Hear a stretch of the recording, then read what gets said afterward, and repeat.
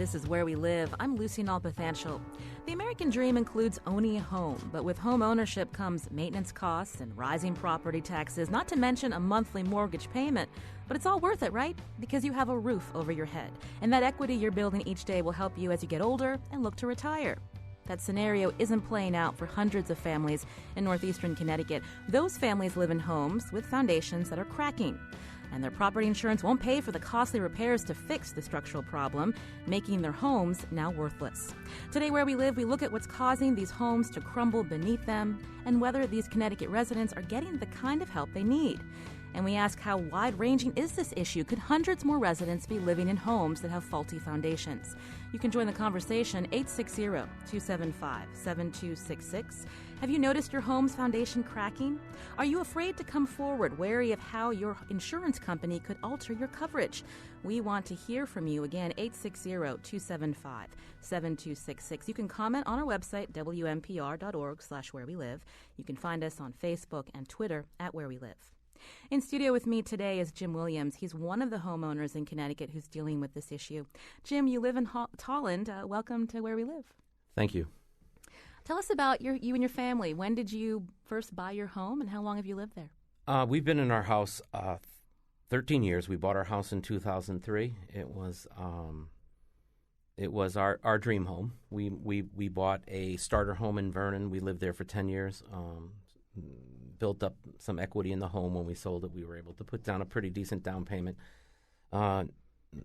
Working in the private sector at an architectural firm, we didn't have much of a retirement plan, so the house was going to be the third leg of my retirement with a 401k, savings, and equity.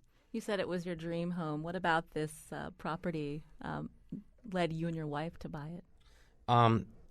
One of the our house is on a real wooded country road. What we like till this day, we're surrounded by a sportsman's club. Across the street, maybe a quarter mile away, is open space. There's Joshua Trust land and a conservation area across the street where we could walk. We still do. And just the wooded, beautiful, windy, hilly road that we come up is almost too beautiful to speak of. I mean, it's beautiful. And you raised your children there? We did, yes. My son was in 3 or 4 years old when we went in. My daughter was just, I believe, in third grade. Tolland had just built a brand new high school. And when we were looking, that was one of the criteria that Marianne, my wife, and me were looking for, a place that when they went in to get educated through their high school years, they'd have a brand new school to do it in with technology and things of that nature. So it sounds like the perfect place for you and your family. When did you first notice that there were issues with the home's foundation? When I first noticed it, it was probably February of this year. Whether I saw the cracks or not, I don't remember. I don't recall seeing them. If I did, I didn't really give them too much mind. I see in my work, I see cracks in concrete all the time. Some are natural and from the curing process, buildings settling and whatnot. So I didn't really take too mind of it. But after the WVIT, I guess it's Channel 30, had a segment on it, I guess I saw it. I noticed it. I saw the telltale damage that separates it from other things, and so February of this year. You reference NBC 30, whose investigation, I guess more than a year ago, first uncovered that there were more than just one or two homeowners that were dealing with crumbling foundations. So you said you saw the telltale signs. What exactly, how does it look, your foundation? I'm not a structural engineer, but I can. What I've been told and what I've known as a layman in some things is that concrete. Most of the time, you'll see cracks in concrete go vertically. They start, at the top and work their way down. The crack that we had was horizontal. When I saw the the segment, and I noticed it. I knew someone that I worked with who poured concrete, and I just on a whim asked him about the crack, and he asked me, is the crack going vertical or is it going horizontal? The first crack that I noticed was going horizontal, and under further investigation, as the months have gone by, I've noticed more and more. Whether how long they were there, I don't know. I never really noticed them before, but it's like a spider crack almost. So. And what does this mean for your home? And so, is it unsafe to live in now? And when did you first contact your insurance company about it? No, I don't believe that it's unsafe. I don't believe that it's unsafe to live in it right now. I mean, if you think of stone foundations, they tend to have cracks and crumblings and things of that nature. But the progression of this is like a cancer in the concrete. It's going to eat away. It's going to keep going. It's going to get worse. And as you see, different levels of the mineral that's in there that's causing it. Different people that I've spoke to being active with the basement wall, the Crumbling Basement Wall Coalition. It's been we've seen some pretty horrible stories. The bigger issue, though, is if it's a structural problem, and so if you wanted to sell your house, this would be something that needed to be repaired. Yes. And it costs how much? Through some of what we heard, upwards of $200,000. So most people don't have that kind of money. I don't have that type of money. What did your insurance company tell you? We're getting quite a bit of conflicting stories about what they will and what they will not do. Should we speak to an attorney? Should we not speak to an attorney? And we haven't told our insurance company as of yet.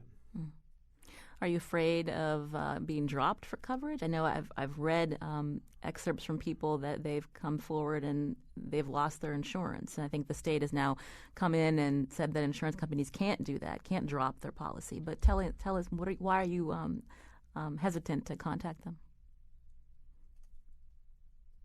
I don't know where the one of the things that it seems like the only avenues that we see people have is a lawsuit. I think like many families who are in the middle class, living from week to week and paycheck to paycheck, I would say it's not a dire situation, but it's I don't have the money to fight this. I mean, these are Goliaths. They what we have heard from people is the insurance companies like to litigate, and with their unlimited resources of lawyers and specialists and everyone else, it seems very difficult for my wife, my kids, my dog, my cat, and me is facing an upward battle fighting it. So I don't know, not to mention the stress that this puts on my life, the stress that it has on me. There's a certain amount that becomes your full-time job. I mean, it really does. And, unfortunately, working two jobs, it's tough to find the time to try to do this. I'm talking with Jim Williams. He's a homeowner from Tolland, Connecticut. He's one of hundreds of homeowners who are worried because they see their foundations in their homes crumbling beneath them. You mentioned that there's a mineral that's causing the damage, and I think the state has found a particular quarry where this mineral pyrrhotite, when the aggregate is taken from the quarry and mixed to make cement, that mineral then oxidizes in the foundation and causes these cracks. Is that right? Yeah, I believe it's pyrrhotite. It could be pyrrhotite. What happens is in the presence of moisture and oxygen, it oxidizes. It creates, from what I've read, a gas that eats away at the plaster. The cement expands and it will continually to make more cracks. Obviously, when you have one crack, air, moisture, humidity, piled up snow on your foundation, it's going to be a problem. Yeah. If you're like Jim Williams and you have come forward or experiencing crumbling foundations, we want to hear from you. The number 860-275-7266. You can email us at wherewelive@wnpr.org. Find us on Facebook and Twitter at Where We Live. When we come back from the break, we're actually going to hear from some state officials who have been trying to help the situation to find out how these homeowners are being affected. This is Where We Live.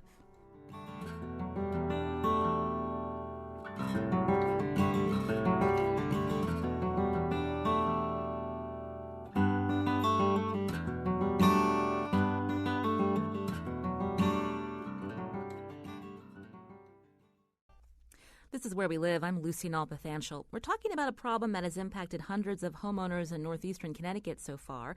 Their homes are crumbling beneath them. The foundations are cracking.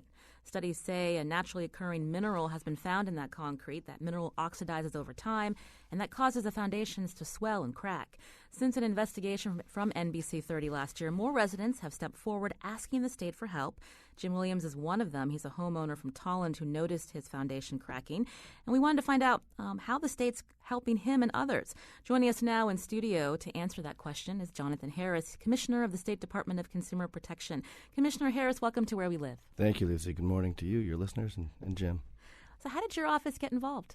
I was called last July, actually July 27th, by the governor and asked to go out and take a look at a foundation that was deteriorating in East Hartford, and I was horrified by what I saw, being able to actually stick my then Sperry in the corner of the foundation, and reported back to the governor, and he immediately said, we got to get on top of this.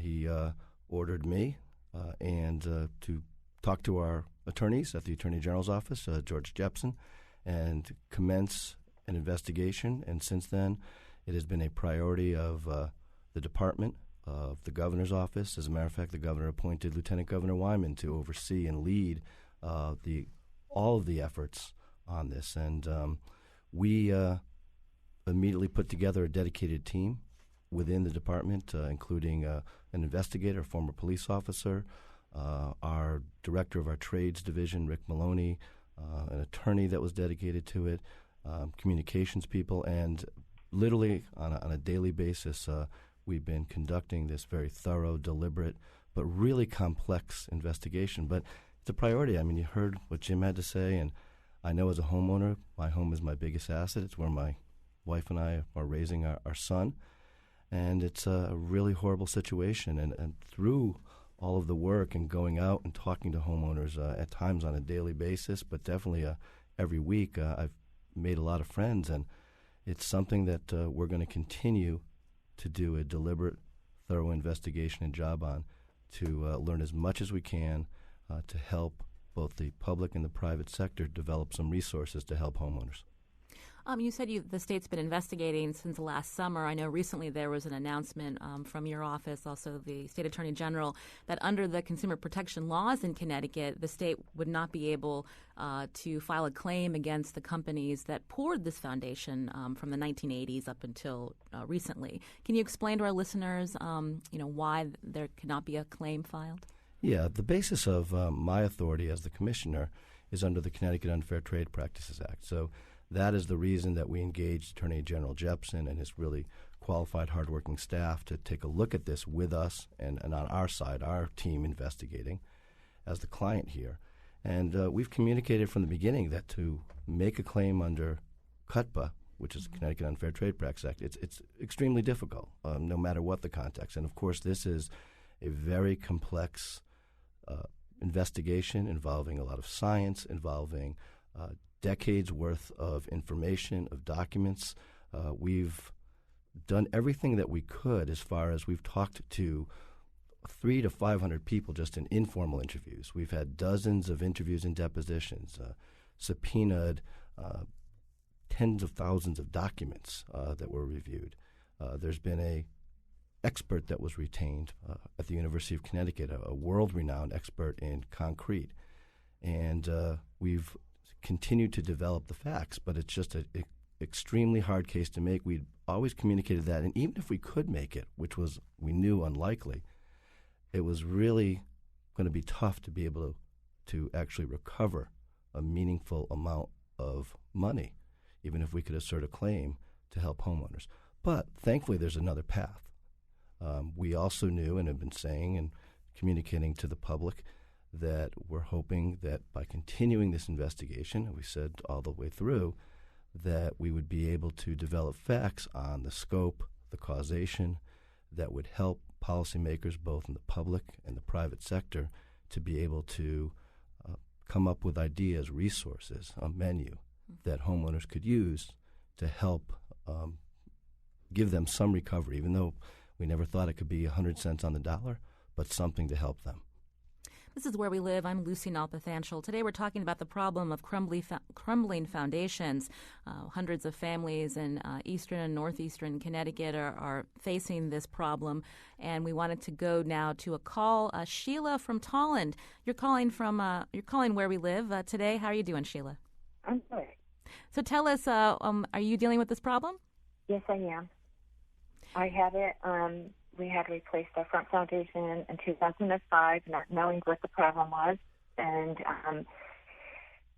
our foundation now is crumbling at the rest of our house, and including that front foundation, because J.J. Motus did pour that. Mm-hmm. We don't know where to go. We have no idea. This is devastating to us.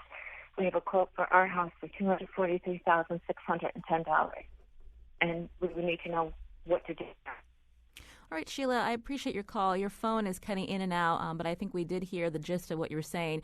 She's quoted Commissioner Harris that to fix her crumbling foundation, about $243,000. This is obviously very concerning for people who don't have that kind of money. They do have insurance policies. What's being done to protect these residents from their insurance companies, who I think as of now are saying that they're not going to cover that? Is that right? And what's the reason behind it? Well, there have been lawsuits brought where settlements were made with homeowners by insurance companies. So the insurance companies, at times, there have been dollars given to help homeowners. Basically, well, you had reported earlier that Commissioner Wade had issued a directive first that homeowners could not lose their coverage, be denied renewal because of this condition being present. There's been pressure being put on insurance companies, and I'll tell you, they have come to the table, many of them, to talk. And there are some really solid settlement discussions going on to try to get a large chunk of funding in to help homeowners in the short run. So as far as the insurance companies go, that is going on. Of course, there's some lawsuits now, class action and some other lawsuits that are going that hopefully will yield some results for people. What we're trying to do, again, is to develop the facts as thoroughly and as deliberately as possible so that not only insurance, but there could be other sources, whether it's tax credits or other sources of funds, lower cost services by bulk purchases, different resources, kind of a menu that both not just the state government or local government, but the private sector in partnership can create, that homeowners that have different situations, they might have different conditions in their house where it is in the process of deterioration, there might be at a different stage in their financial life, and that they can draw down on some of these resources to help make themselves whole. So I know, Sheila, I've had this discussion with people a lot, and I can't, I'm sorry, I can't say much more about how horrible I know it has to be.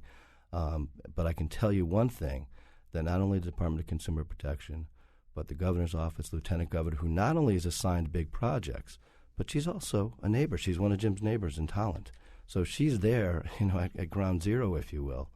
And so this is a priority of the state government. We have worked with the local governments consistently. We've met consistently, I think, are meeting this week again with legislators. So this is an all-hands-on-deck collective effort, public and private, to develop solutions as quickly as possible, understanding also that this is not something that's going to probably go away right away. This could be a problem that unfolds over the next decade or so, or maybe more, and we need to be able to sustain it too. You mentioned Jim. Jim Williams is in studio with us, and he lives in Tolland. He's dealing with a crumbling foundation. You're sitting here next to Commissioner Harris. He's talking about how the state's trying to help you and others. How do you feel? Do you feel that the state's doing its job? Well, I'd like to correct you. It's a basement wall. It's not a foundation. It's a basement wall. This is language that the insurance companies are using to try to limit what we have to try to use their language to try to get out of paying for these particular foundations. This is what we're up against. I mean, this is a plague. This is a plague that's starting. This is we're watching the first cases. You're watching. Sure, it's been around for a few years, isolated here, isolated there. This is what you hear about. This is what you think about. You hear about these cases, but it doesn't hit home. And then all of a sudden, the pandemic starts. It starts with 1, and it starts with 10, and then it starts with 100. Okay, and you look at some of the numbers that have been tossed around is that the J.J. Motus company poured upwards of 20,000 foundations in this area for residential. I mean, if you looked at half of them, it's 10. If I had to make a guess, I would say there's probably 7,000 homes with this problem. It's going to be economically devastating for the towns that have that. It's going and to sit here and face it, and to sit here and look at it, it's too big for me to even fathom. The fix is too big for me to even fathom. If someone came in tomorrow, someone who heard my voice and said they would pay for have my foundation fixed, you understand that they're going to dig a hole around your house. They're going to lift your house 3 feet in the air. They're going to take the basement walls off of your house, disconnect your plumbing, disconnect your heating, disconnect your electrical, disconnect your sewage, lift it up, put it back down. Absolutely extraordinary. I mean, the stress that it would put on your pets, your family, the people that live there, the neighbors, it's extraordinary. So, yeah, Commissioner Harris? Yeah, I mean, Jim's exactly right. Everything he says is correct, and that's why, from what I can do is, again, to continue to deliberately and thoroughly conduct this investigation to get to all of the facts. And scope is a big problem, a big question that we have, and it's big. We know it's big, but how big, and how you design, a program, resources, again, not just the public sector, the private sector, people working together to come up with a way to address those problems that Jim has, that Sheila has, that others have in the short run, but also be able to help those as they come on board. And I think Jim hit it on the head. One of the big things here that I've found, and I feel it because in talking to people, returning calls and reaching out to people on a daily basis, going out and talking to the community, is that there is this really huge psychological burden. So you're not only talking about a repair or replacement of foundation. You're talking, as Jim said, about relocation costs. Mm-hmm. I think there's issues, psychological issues that people have. How are we going to help people deal with those? I mean, maybe a PTSD type of issue. So there's a huge range of issues, a complex set of facts. That's why going deliberately, thoroughly to figure it out so that we do the right thing. You really only have one chance to get this right, and we need to do it right. We're working hard to do that. We're getting a tweet from Ben who says he's currently shopping for homes in affected areas, I guess eastern and northeastern Connecticut. He says he's avoiding homes built after 1980 for peace of mind. I have a house for sale. Just kidding. It's not for sale. I mean, that is an issue too. I mean, the effect on the real estate market and what that does as we're working hard to dig out of the Great Recession. And we've had a lot of traction, a lot of jobs created in the private sector.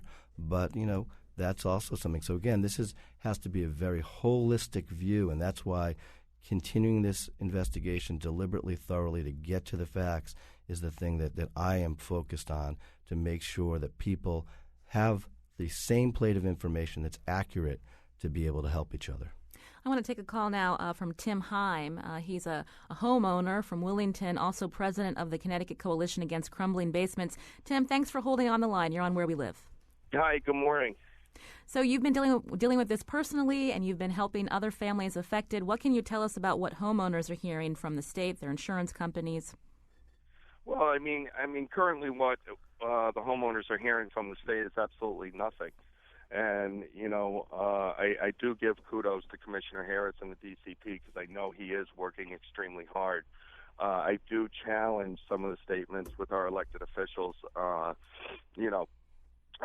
Lieutenant Governor Nancy Wyman, it took her 6 months before she came to my house and saw a crumbling basement firsthand. She made a comment back in February at my meeting in Tallinn that she wasn't going to drop the ball. Her and the state weren't going to drop the ball again. And we have not heard from her or seen from her since. She lives in Tallinn, which is one of the towns that is highly affected. Our elected officials will say to you that they're working very hard, but if you ask them what they have or are doing to come up with a financial resolution for the victims, they can't answer that question. And a year later, people are losing their homes to foreclosure because they can't afford a rent. There's a woman's home in Stafford that was deemed unsafe to live in. She can no longer live in her home because of this problem, so now she's got to pay a rent and can't afford to pay a mortgage and also a rent, so her home's going into foreclosure. We're the middle class. We pay for everything in Connecticut, and the way we're being treated by our state is unacceptable. Governor Malloy has yet to see this problem firsthand. The state of Connecticut ignored this back in 2002 when Senator Blumenthal was the Attorney General. In doing so, they allowed this problem to continue for 14 years. Tim, I just wanted to ask you, so Commissioner Harris is here, also legislator. Representative Bill Amon is also on the phone. So I wanted to just, before I head to Representative Amon, Commissioner Harris, Tim mentioned that this is something back in 2002 that some owners have approached the state about. Can you talk about that at all, the timeline of when the state heard this was a problem? Yeah, that was well before I was around, but there was a meeting that occurred in 2002, and over the course of the next decade, the department received about 8 complaints out of probably close to 100,000 complaints that we received just in general at that time. And so there was something that was done back then, but I look forward. Hey, I've been involved in this since July 27th. Tim has been, Tim, first of all, I as you know, completely understand the frustration you have and what you're feeling and what your friends, family members, and neighbors are feeling. But, have been really working on this. I'm looking forward to doing this investigation deliberately and thoroughly, and thank you for your kind words, Tim. Tim and I had a point where we were texting each other, sometimes 3 a.m. and communicating on this issue. And I know he's trying to drive it forward and under extremely difficult conditions. But the lieutenant governor did go out to Tim's house as with others, and I think stayed there for a couple of hours. She's been driving this. All the meetings that we've had with elected officials, with the legislature, with other state agencies. We have another one coming up this week. She has been really driving that process. Maybe it's not visible enough. I mean, I can understand that. We are putting pressure on. The state has been putting pressure on, but also working with the insurance companies that really want to help be part of the solution. Not the whole thing, but part of the solution. And so that is something else that we've communicated that's going on. So there are a lot of efforts, but again, I totally understand the way that Tim feels. And a bill was passed that you can talk to Representative Amon, bipartisan, by the way.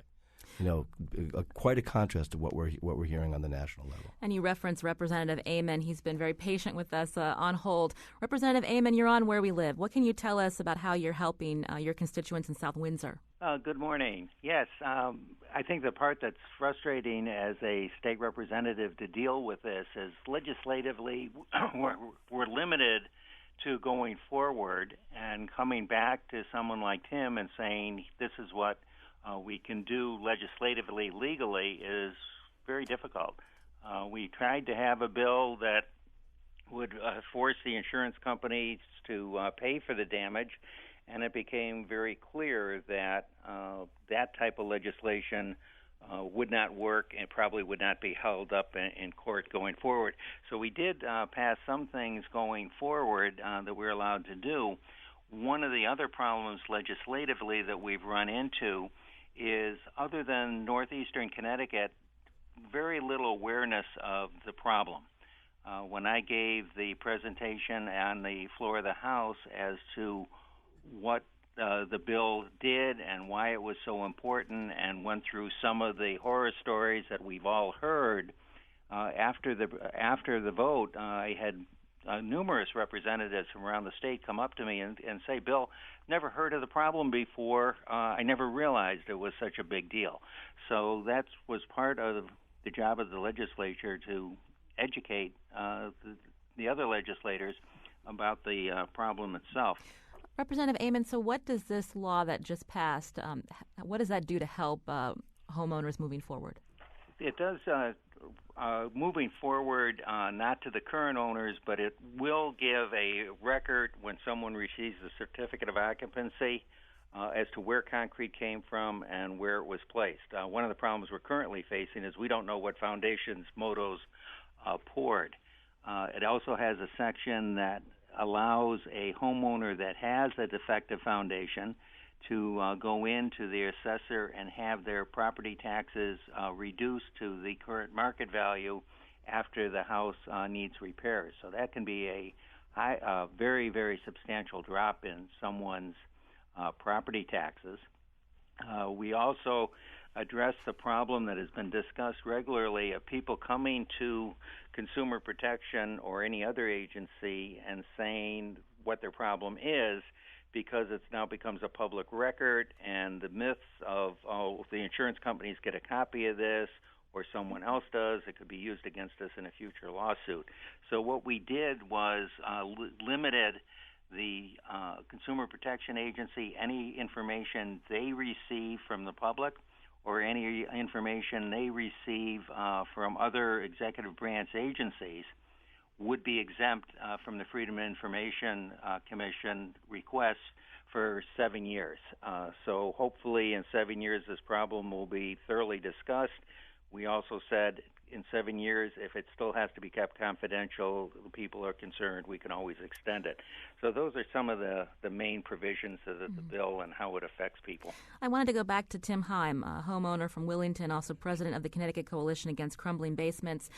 Tim, you're hearing from Representative Amon about a law that was passed to help homeowners going forward, but for the current homeowners like yourself that are dealing with this issue, what do you need to see happen to help you and others? Well, we need financial resolution. You know, speaking about the bill that Representative Amon mentioned, to get your taxes reassessed, it's a double-edged sword. If you go to your town and, you start paying taxes on just the land, eventually what's going to happen is the towns are going to have to raise the mill rate to offset that loss. So, it's a big circle. It's a vicious circle. And, the homeowners need help now. Again, the elected officials will tell you they're working very hard, but they can't give you specifics on, a financial resolution for the middle class who pay for everything in Connecticut. I had a woman call me over the weekend. She was selling her home. The home inspector was there, told her she has this issue, and now she can't sell her home. She has a brain tumor, and her husband was just diagnosed with Alzheimer's. And I hear these stories day in and day out of people that did everything right for Connecticut, paid their bills, paid their taxes, played by the rules, and now when the middle class needs help from the state of Connecticut, they're turning a blind eye, especially Governor Malloy. Governor Malloy's focused more on his political future in D.C., and has forgotten what he was elected to do in CT. And that's very discouraging and disappointing. Commissioner Harris is here. He represents the Connecticut Department of Consumer Protection. Obviously, Governor Malloy is your boss. I mean, you've said earlier that you're trying to help these homeowners. What else is happening moving forward to do that?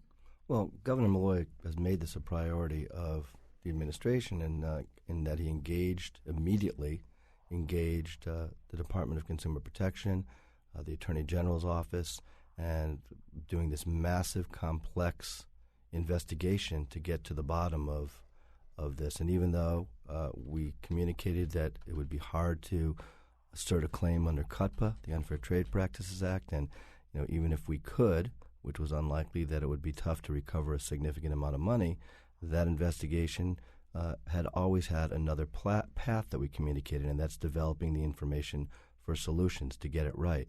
I talk to the governor frequently about this. It is without a doubt on his radar, and he assigned Lieutenant Governor Wyman, who he only gives big, important projects to, and who is a neighbor of these people. So it is a focus. But again, I don't want to argue that because I totally understand what Tim's saying. He's trying to move it forward. It's a horrible situation, and people do need help now.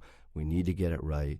And, I'm confident that moving forward, we'll be able to develop the facts to help not just the state and not just the local governments and not just like the Capital Region Council of Governments. Lyle Ray and his crew and other regional bodies have stepped up and are part of the process to create resources. And all of us, along with the private sector that has to participate too, I believe will be able to come up with something. But I understand there's a big need now. We have to move quickly, but in a way that makes sense so that we do it right. You mentioned the private sector. I read that 4 insurance companies come forward to help with some type of voluntary program to provide assistance to homeowners, but a lot more insurance companies need to come forward, don't they, to help these people? The more that come forward, the more money there'll be, the better it'll be, and I urge people to call their carriers, to put pressure also on the carriers. It can't just be the state that does it. This is an all-hands-on-deck, public-private sector partnership that has to get this done. And it has to get it done as soon as possible and also make sure that we keep our eye on the ball, that this is a problem that's going to be going on for years so that we do it right. I want to take one last call. Sue Ann from Tallinn, you're on Where We Live. Hi, good morning. Tell us about what you're dealing with. Well, we're dealing with the same thing many others are. We bought this home in 2006, and in 2014 I noticed some strange cracking and thought, that doesn't seem right. And then the news story broke, and I discovered that we, too, had the crumbling concrete foundation. So how are you going to move forward? What are you going to do? Have you mentioned this to your insurance company? Are you sitting back and waiting to see what happens with how the state can help you? We filed a claim with our insurance company, who still hasn't given us an answer. It's been almost a year since we filed the complaint. On one hand, they tell us they're investigating. On the next, they say it's not covered. We have joined the class action suit at this time. We cannot afford to pay $150,000 to replace the foundation of our home at this time. My husband and I are both retired. We still have a mortgage. And, we love our home. Well, thank you, Sue Ann, for letting us know, how you're dealing with this. And hopefully, as we move forward, we're going to hear more from Commissioner Harris and others. I just had one quick question from a listener, Commissioner Harris, wondering if FEMA could help these homeowners. FEMA is one path that's being investigated. I should have mentioned that we also have the federal government engaged. Congressman Courtney has been, he lives there. He's at Ground Zero, also elected lieutenant governor. He's been on top of this. Representative Larson has been on top of it. Senators Blumenthal and Murphy, they've looked at FEMA. We're trying to gather information because, you need a certain amount of damage on the ground to even have FEMA be able to come in and kind of do their analysis. So that's something that's on the table. They're also investigating, and Congressman Courtney and Larson, their staffs, they went actually and met with the Ways and Means Committee, and they got permission to go ahead for their staff to deal with the Internal Revenue Service because there was a Chinese drywall crisis in Florida, that there was a tax credit that was given, so they're looking at that piece of it. We're also, everybody is studying what happened in Quebec. There are other pieces of literature that are both our scientific investigator, our expert from UConn are looking at.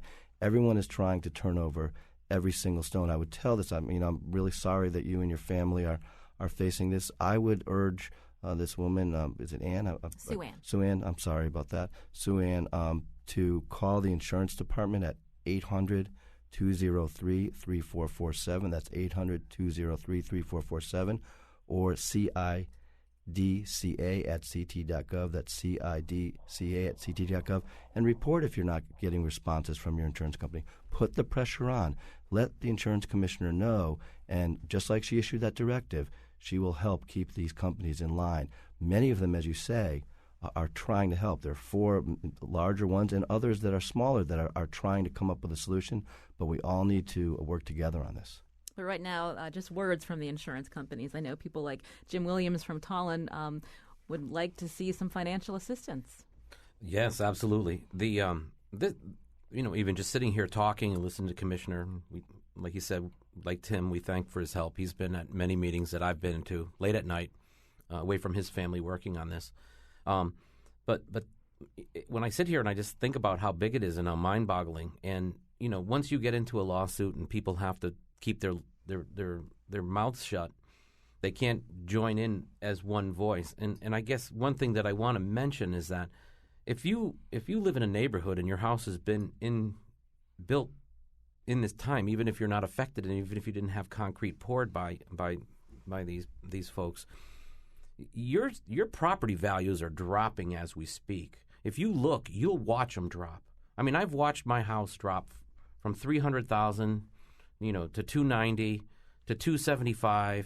Now with this problem, where am I at? Now, and if you think that you're going to get, just roll into your retirement and sell your home and think that that house down the street's not affecting your property value, it is.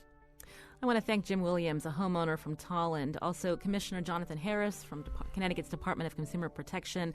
On the phone was Willington homeowner and president of Connecticut Coalition Against Crumbling Basements, Tim Heim, and Representative Amon, who represents South Windsor in the Connecticut General Assembly. Obviously an ongoing problem. We're going to check back in a few months. Thank you all for joining Where We Live. Thank you. Thank you.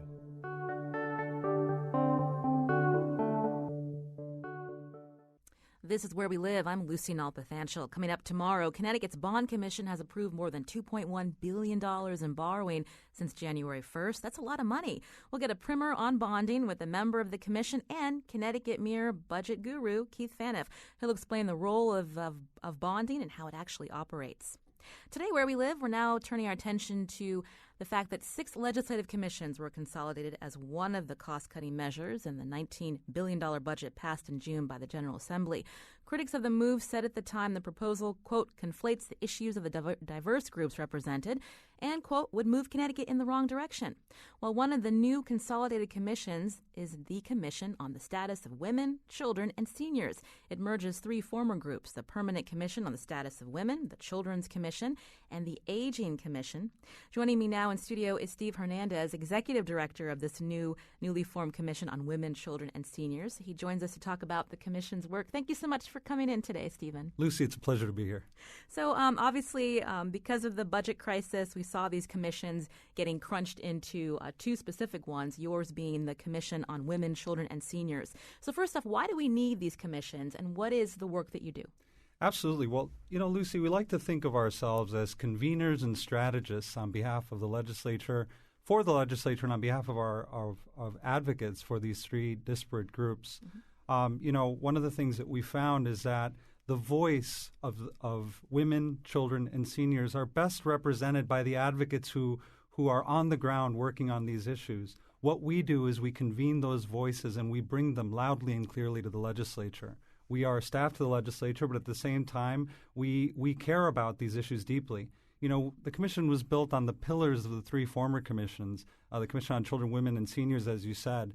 And our work is a solemn one. It continues. And, you started by hoping that we haven't moved backwards in this work, and I don't think we have.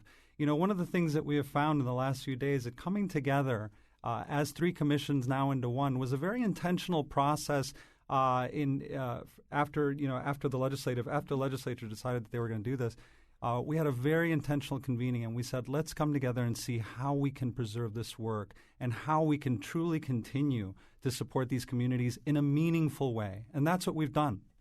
So obviously, again, your work as one consolidated commission just began July 1st. But so it seems like it would be challenging to look at the needs of women, of children, of seniors, and try to be able to, do those studies and get that information to the General Assembly and others. So how do you do it?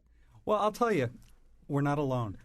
I think one of the things that we found in the last few weeks and months that we've been preparing for this launch, and we did launch July 1st, but we had the benefit of several weeks where we've been able to work on preparing ourselves for this new reality.